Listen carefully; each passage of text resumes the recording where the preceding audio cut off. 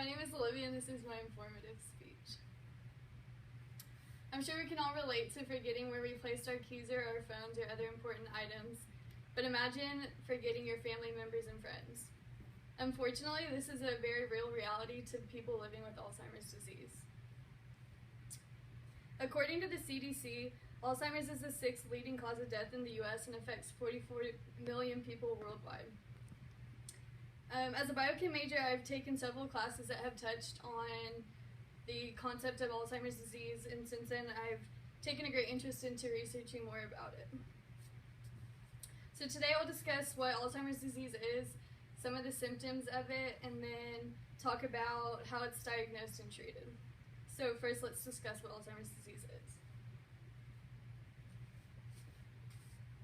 According to the Alzheimer's Society, Alzheimer's is a progressive brain disease in which the brain cells degenerate, causing loss of memory and other important mental functions.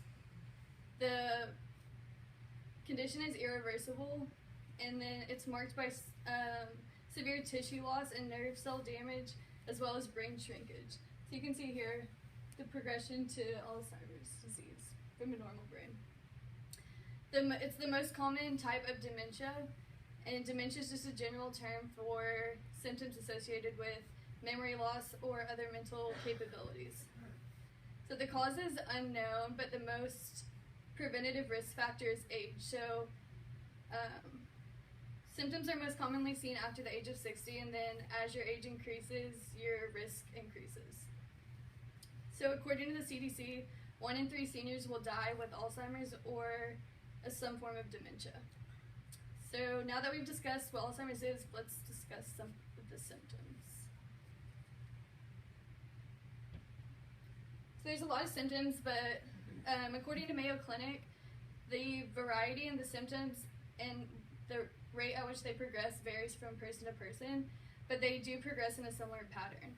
So one of the earliest signs is memory loss, specifically recent memory, and then they deteriorate as the disease gets worse. So this could include people forgetting appointments, forgetting events, conversations, and then in the late stages, they can even forget family and friends. Additionally, there is behavioral and personality changes, and this could include anything from depression to anxiety, mood swings, sometimes delusions, and then anger and irritability as well. It causes difficulty in reasoning and thinking, and then in the end stages, it does require 24-hour care because of the mental and physical deterioration on the patient. So now that we've discussed some of the symptoms, let's move on to the diagnosis and treatment.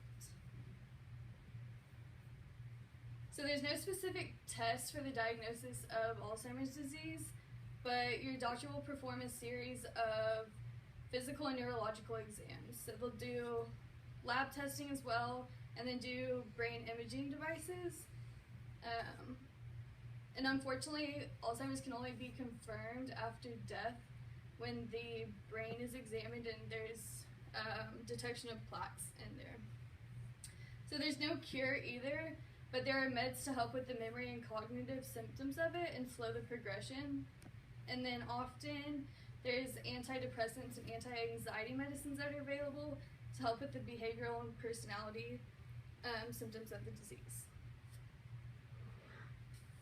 So as you can see, Alzheimer's disease is a serious and complicated disease that can drastically change the lives of those who are affected by it. So today I've shared with you what Alzheimer's disease is, some of the symptoms of it, and then touched on how it's diagnosed and some of the treatments for it. So I hope now you have a better understanding of Alzheimer's disease and how it progresses.